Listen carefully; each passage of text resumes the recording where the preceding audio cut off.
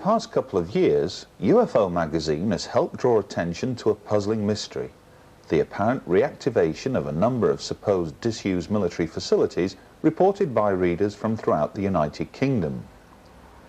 These are just a few of the many dozens of photographs sent in by readers which have helped to highlight, and in many cases pinpoint, the precise whereabouts of these underground facilities.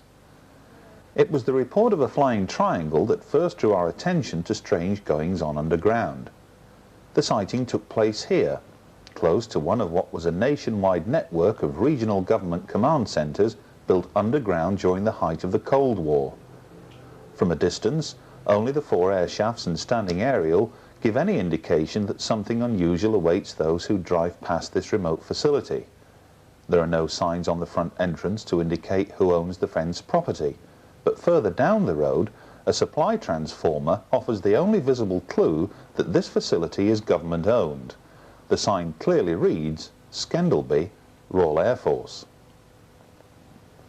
On the other side of the entrance to Schendelby in the county of Lincolnshire is a small bungalow, one of many identical buildings dotted throughout the United Kingdom that houses a 100-foot lift shaft. These would have taken key local and regional government personnel to safety in the event of an outbreak of nuclear war here on Britain. The entire area is surrounded by a perimeter fence, but from neighbouring fields you can just make out the huge thick steel doors that guard the bunker entrance. Smaller doors are also visible. On an earlier visit, we came across 2 ducting pipes that came from within the structure itself. This footage, taken on that previous visit, shows a curious coating of dust on nearby newly grown grass and plants. This would suggest that a ventilation system of some sort created it, and for that to happen, it would mean the facility below is very much active. Within a few hundred yards of Schendelby, another underground site, this time owned by Anglia Water, caught our attention. This is supposed to be a conservation area for wildflowers, but evidence of recent excavation and cable laying could be seen close to manhole covers that lead underground. Travel further up the east coast of England, circumnavigate miles of narrow country lanes, and you come across RAF Staxton Wold. Little is known about this particular facility, except that it contains a warren of underground levels which warn against cruise missile type attacks as opposed to intercontinental ballistic missile threats. The huge and forbidding radome seen here can't be seen from the main road, and millions who visit the holiday resorts of Filey, Scarborough and Bridlington just a few miles away are probably oblivious to its presence. Travel further north up the coast towards the seaside town of Whitby, then across the bleak and remote North Yorkshire moors, you can't fail but to come across RAF Fylingdales. No longer adorned by its massive golf balls to warn against a surprise Soviet nuclear attack, instead you see a huge pyramid shape known as paved pores. Thousands work here, but you wouldn't know it, because most of this facility lies buried deep underground. Nick Pope, who ran the MOD's UFO desk between 1991 and 1994, once spoke to a technician here who confirmed they had tracked uncorrelated targets in space travelling at speeds in excess of 100,000 miles per hour. Travel southwest from Fylingdales towards Harrogate in North Yorkshire, and one comes across RAF Menwith Hill, the biggest NSA communications base outside of the United States. This, of course, is set to become part of a new infrared anti-ballistic missile warning space network, or put another way, a new form of Star Wars defense system. Once again, the key personnel who work here operate from numerous underground facilities.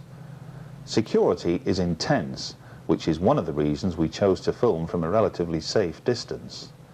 The Cold War is officially over, but just take a look at the massive manner in which RAF Menwith Hill is expanding. No one really knows what takes place there, but enough evidence has surfaced over the years which suggests that it can listen in and intercept every form of communication anywhere in the world. This is another curious facility which has attracted our interest over the past 20 years. Although it carries no signs or notices which might help identify its owner or purpose, a strange nighttime incident which occurred some 15 years ago may offer a clue. This facility lies just off the main Skipton to Colne Road. Just a few hundred yards away is Carlton Moor, scene of numerous UFO incidents reported down the years. About 15 years ago, on a very foggy night, a local farmer was knocked up in the early hours by several Americans in civilian dress, who told him they were lost and needed directions to locate a radio mast in the area. They explained they were from Menwith Hill and had to carry out urgent repairs. Quite why there are so many underground facilities dotted throughout Britain can best be explained when one considers the potential nuclear threat that dominated defence thinking throughout the Cold War. To guard against overhead reconnaissance satellites, many of these must have burrowed underground. There are, of course, other underground facilities that are deemed no longer top secret, that are claimed to be disused and no longer active, but the opposite appears to be the case. We hope to provide further examples of these in future editions of UFO's Hard Evidence. During our visit to Laughlin in the United States, we had the good fortune to meet up with Clifford Stone, a man who claims personal knowledge of how an elite unit of US Special Forces were for many years engaged in the actual recovery of extraterrestrial craft and their occupants. Skeptics maintain that such claims are concocted by imaginative minds and should be dismissed as pure science fiction. But rarely do they make the effort to fully research such allegations by seeking out and questioning the individuals responsible for making them. Clifford, two specific areas associated with Project Moondust. One, as I understand it, the recovery of debris that you would expect to find coming in from outer orbits and such like, decaying satellites and the like, but also another side to Project Moondust as well. Can you elaborate on that for us? Certainly. Project Moondust, by definition, is the overall field exploitation program of only two things: objects of non-U.S. origin, which would involve Soviet satellites, and of course we would want those for technical analysis to determine the capabilities of those satellites for intelligence purposes, and the other being objects of unknown origin. The objects of unknown origin is our interest of, our concern or our interest of that particular program. Now, in order to accomplish the recovery of these objects, the United States Air Force had in place what was called Operation Blue Fly Teams. These consisted of a three-man team that was prepared to go anywhere in the world to recover these said items. On more than one occasion, we have recovered objects of non-U.S. origin that was also of unknown origin. In short, the best that once they did the field exploitation, the best they could do is come a round circle, what we call round robin, to tell us what the objects were not, leaving us to only speculate what the objects were. In more than one instance, these objects were referred to as objects of non-earthly origin. In the intelligence community, you're very careful about saying interplanetary. It's a word you don't want to use. In the intelligence community, you're very careful about using the term UFO or unidentified flying object. Unconventional aircraft or unknown aircraft. Case in point, the unit involved with these programs was formerly the 4602nd Air Intelligence Service Squadron out of Fort Belvoir, Virginia, an Army post, but it was an Air Force unit that was doing this. A highly elite, the best the Air Force had to offer within the community. What most people were not aware of is that from the conception of that unit, just several months later, after it was conceptualized and formally activated, it took over the full investigation of UFOs. Have we got a year for this, roughly? Yes, sir, 1953. January the 21st, I believe it was, 1953, the 4602nd came into existence. By March, April of 1953, in accordance with Change 1 to Air Force Regulation 200-52, or 200-2, it was given the operational control of the investigations. Prior to that, contrary to popular belief, Blue Book still did not have a handle on the investigations. OSI had a handle on the investigations. In conjunction with you folks during the Second World War, the British, MI6 created what was called Operation Crossbow, Dead Reckoning. What were the Germans working on that they were about to launch against cities in England? CIC was charged with the responsibility of recovering debris of so-called Foo Fighters in 1943.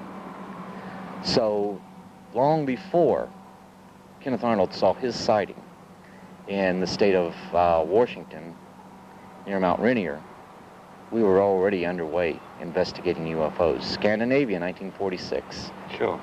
So now, where is all this taking us now? Presumably, you're absolutely convinced that you have the information which, without any shadow of a doubt, points to what some people would call a cover-up. But this is a modern term now. We're talking about a cover-up of documentation in the 90s, specifically referring to events, albeit decades ago. How significant is that if you're going to try and convince congressional hearings and the like to take on board this whole thing? How significant are these findings? Well, the findings are quite significant because the paperwork, I could tell you some fascinating stories of while I was in the military, but it would just be another fascinating story. People have had their lives destroyed, and we sit back, feel sorry for them because they don't have it all together. Yet these were real events, and I know they were real events. So this is never going to go ahead and break down the walls of Jericho, if you wish. But the documentation provides that there is something going on. For example, the Bollinger Memo makes it clear those cases, those UFO cases that could affect national security were not and were never meant to be part of the Project Blue Book system. Now, what does that tell us? That tells us that somebody knew somebody else was investigating the truly good UFO cases. We find that we have Project Sign coming on board in 1948. Actually, yeah, very late, December 30th, 1947, it's signed into law, or it's signed into operation. So it's on board, it's A2 priority, it's given a secret classification. But now what do we find out? We find out that CIC, Counterintelligence Corps, has a top secret investigation collecting information on unconventional aircraft. Take the definition of unconventional aircraft as reflected in these ancient records and UFOs, and what do we come up with? A sophisticated definition of UFO, sophisticated definition of unconventional aircraft. Both are, the definition is one and the same. But here we have a system set up within CIC looking for unconventional aircraft, which includes the flying disc, and the system set up within the Air Force with 2 or 3 people to investigate the UFOs. We also have the Air Force becoming a separate entity, so now the Army's going to be out of the picture, or so we think. The Army will still have its United States Army interplanetary unit that will still conduct those investigations as part of a joint, a multi-service organization to do these investigations. But now we find that the Air Force has OSI agents that stayed with them as opposed to staying with the Army. We now have the creation of the Office of Special Investigations. Former CIC agents fill those positions. We also find out in 1952 that this organization, that these people still have the handle. They are the ones that are controlling the investigations of the UFOs, not the people at the Air Force Systems Command, per se. We find that at the creation of the 4602nd, the cream of the crop as far as the intelligence community goes, a really elite team, we find that they are given the investigations. Blue Book still exists, but you're not supposed to know about these people. So here we have this organization that's going out investigating UFOs, and we find out that this organization, while it investigates UFOs, it's working with another very sophisticated unit that's so sensitive you're not supposed to know its name, the National Security Agency. Every bit of information, particularly technical data, is not forwarded to Blue Book, it's forwarded to the National Security Agency, an agency at that time we didn't even know that existed. That's right. So you bring it up to December 17th, 1969. We terminate Blue Book. We terminate it and we state there are three basic conclusions. There are three conclusions that have been reached which would permit its termination. That is, one, no UFO reported and evaluated by the United States Air Force has given any indication of being a threat to our national security. Very important conclusion. Two, no UFO reported and evaluated has given any indication of representing technological developments or principles beyond our present day of understanding. Three, no UFO reported and evaluated has given any indication of being of extraterrestrial origin. We cannot show origin in the documentation up to this point, but we can definitely show that we have had physical craft of unidentified origin overflying our cities, overflying our country, and other countries of the world as well. By virtue of these objects doing this overflight, and we cannot identify them, that represents a potential threat. Totally invalidates their first conclusion. Secondly, these objects demonstrated technological feats that we cannot replicate to this day. This again implies the existence of technological developments that we cannot replicate. We may understand the principles behind it. For example, we have theories in quantum mechanics. We have no idea how to make practical application of those principles, but apparently the intelligence behind the phenomena does. Then we have the Bollinger Memo, who says, let's do away with Blue Book, because those cases that could affect national security were never meant to be, nor are they, part of the Project Blue Book system. Here at UFO Magazine, we're fortunate enough to get quite a lot of videotape footage sent into the office. Most of it, of course, recorded on something similar to this. Getting on in years a little bit now, but typical Sanyo 8mm camcorder. Lots of them about. If you've not got a camcorder, or quite a good way to start into the hobby, if you like, you can probably pick one of these up for a couple of £100. Get to know the machine. If you're going out filming things on a night, lights in the sky, hopefully you're going to catch something you can call a UFO on your footage. But one or two little things to remember just before you do. Somewhere on the camera, auto manual focus. Manual focus all the time. Be accustomed to the camera. Get a feel for the focus ring. They do all vary a little bit, but basically the same idea goes through model to model. You get used to it, feel the focus, so the slightest movement will make a big difference on a very dull lit night scene. Also get used to this little thing.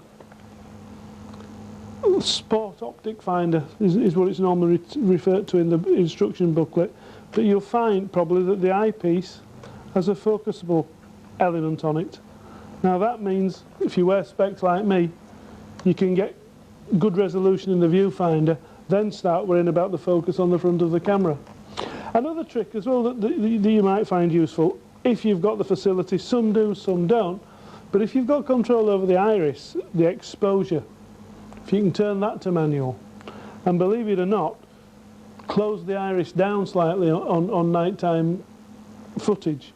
Try this for once if you like, just point at the moon if you get a nice moonlit sky, and the autofocus and the auto iris on the camera will show you the big white bright disc in the sky, but you won't see any detail.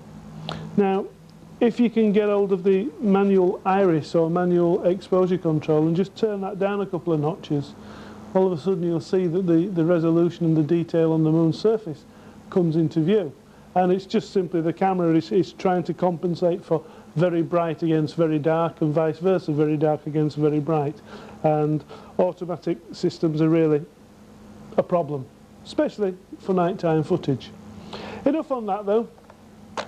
Let's hope you go out there in the next few months and come up with a piece of footage.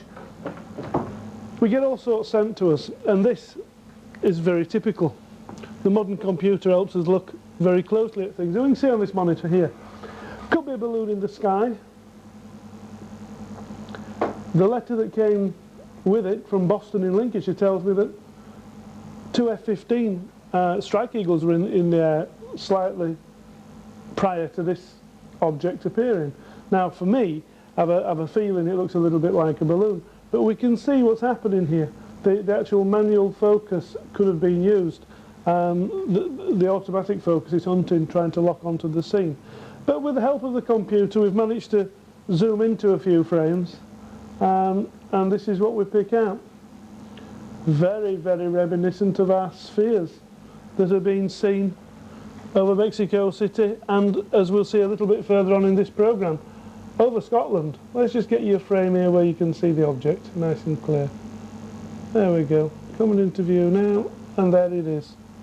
A silver, light, reflecting, spherical object. Who knows? My own thoughts, I think it may be a wayward balloon, a helium-filled balloon, something like that. But we're told it's 300 foot up in the air, there or thereabouts. We've got a nice map and elevation to give us good clues to the altitude. As we can see, a very cloudy day. My own thoughts on this one, I do really think it's a balloon. Right now though, it's time to take a look at some of the footage received here at the office of UFO magazine. Quite a lot there is too, but sit back and enjoy some of the clips like we have over the past few months.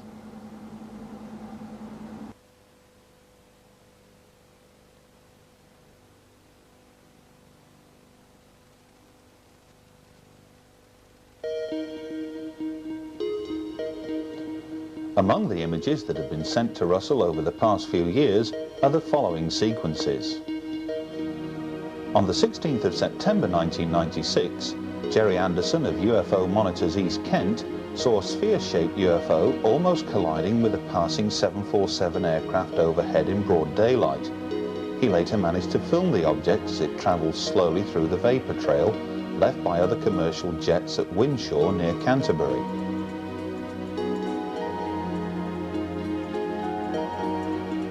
On the 4th of August 1998, Mrs. Tyre Hancock was puzzled by this bright light over Daventry at around 11:30 p.m. Meanwhile, Margaret Crook was watching a similar bright star-like object above her home at Fleur-de-Lys, Blackwood, Gwent.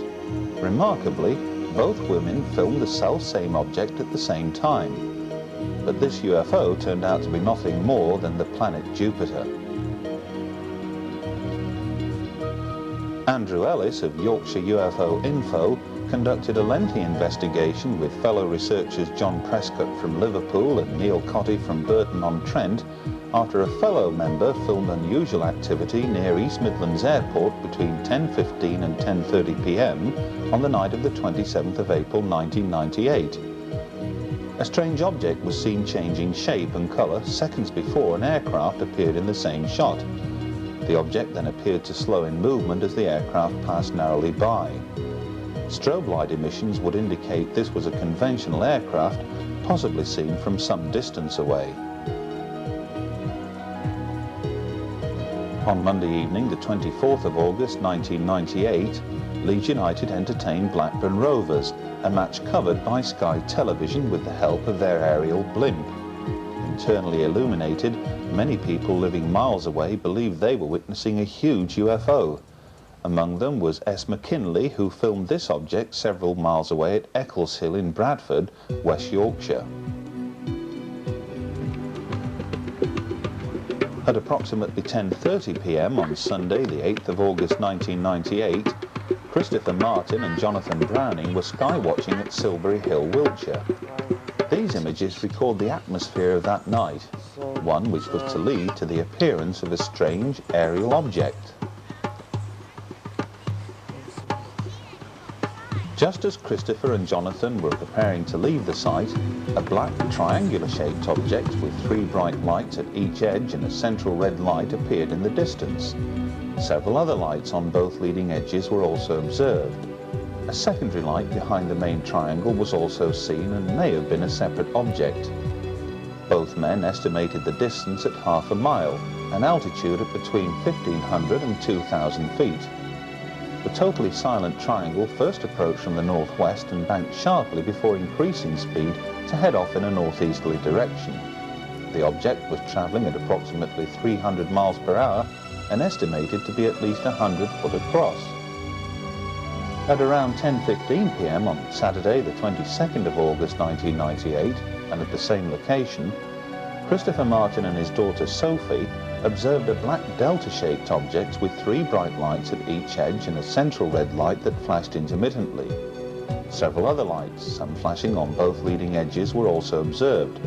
Once again, a secondary light behind the main triangle was seen together with a brief flash from a leading light. During the 60-second sighting, a rumble noise was heard against a cloudless, clear night sky. Although the light formation is unusual, the odds are that these were attached to a helicopter, possibly of military origin. This remarkable sequence of daylight footage of a UFO over London was captured by teenager Brian Jessup on the 8th of December 1997. He had targeted a passing airliner when a delta-shaped object suddenly appeared above the rim of the cloud. The mystery craft then banked sharply before disappearing into the cloud itself. Here's the same sequence again. Whatever or whoever was in command of the controls of this object, they definitely didn't wish to hang around. Mr. Rod Howarth and his friend Rory, 2 very able UFO researchers from Burnley in Lancashire, were on Carlton Moor in North Yorkshire on the 17th of October 1997 when this mysterious light came into view and travelled noiselessly and slowly across the horizon.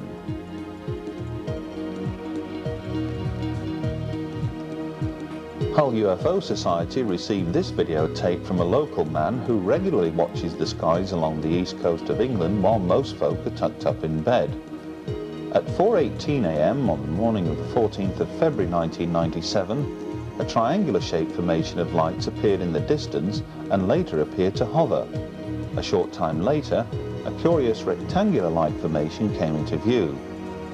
This footage was taken on a Canon Hi8 with 40x digital at full zoom on manual focus. There was no noise discernible. Mr. D. Campbell and his friend Trevor Sereve, together with others, spotted this bright light over Stevenage, Hertfordshire at around 3:45 a.m. on the morning of the 28th of June 1998. A few weeks later, on the 8th of July, they observed a similar object from the same location and managed to videotape it just after 4:05 in the morning. Seen through the camcorder lens and binoculars, the light gives off a myriad of colours and appeared almost barrel-shaped to observers on the ground. UFO Magazine's astronomy consultant, Andrew Pike, quickly calculated that the object seen on both dates was none other than one familiar to UFO researchers worldwide, the planet Venus. Millions of Britons holiday abroad each year, but it's rare for someone to come forward and claim they have filmed UFO activity while overseas. Stuart Wisdom from Middlesex recorded this object at 9 p.m. on the evening of the 22nd of July 1991 while staying on the holiday isle of Sola, Mallorca. The object was in full view of numerous witnesses for at least 20 minutes. The sighting prompted some interest at the time and was later officially explained away by the Spanish authorities as being nothing more than an Italian weather balloon. Peter Haddon of Deal in Kent submitted over 3 hours of alleged UFO footage which he claimed to have taken from his home throughout much of 1997. While a number of sequences left a lot to be desired, one in particular proved intriguing. Peter had positioned his camcorder in the garden on a fixed tripod and left it to record any unusual daytime aerial activity. A curious triangular-shaped object duly appeared and left behind a visible, if almost transparent, vapour trail in its wake. Watch the sequence again. Is this a trick of the light? Or did Peter record something highly unusual over Kent that day?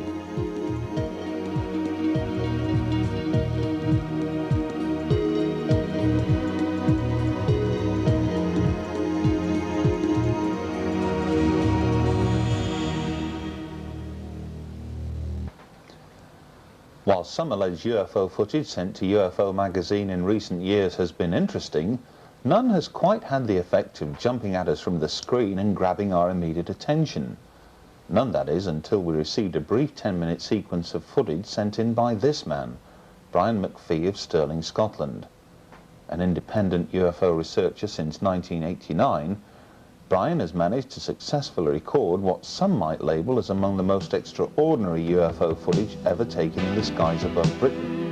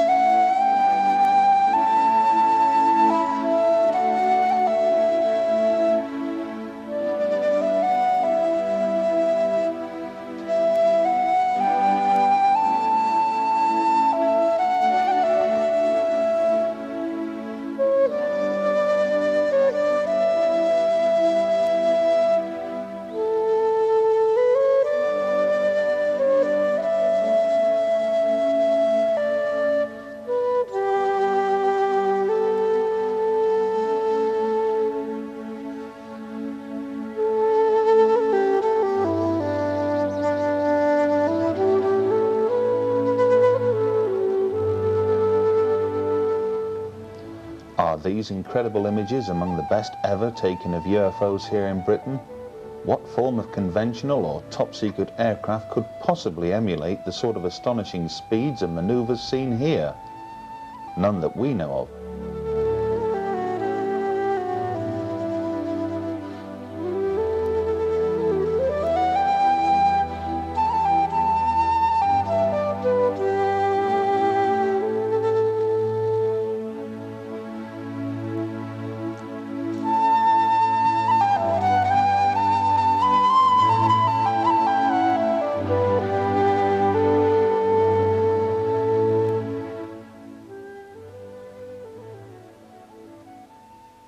I want you to know you were never there.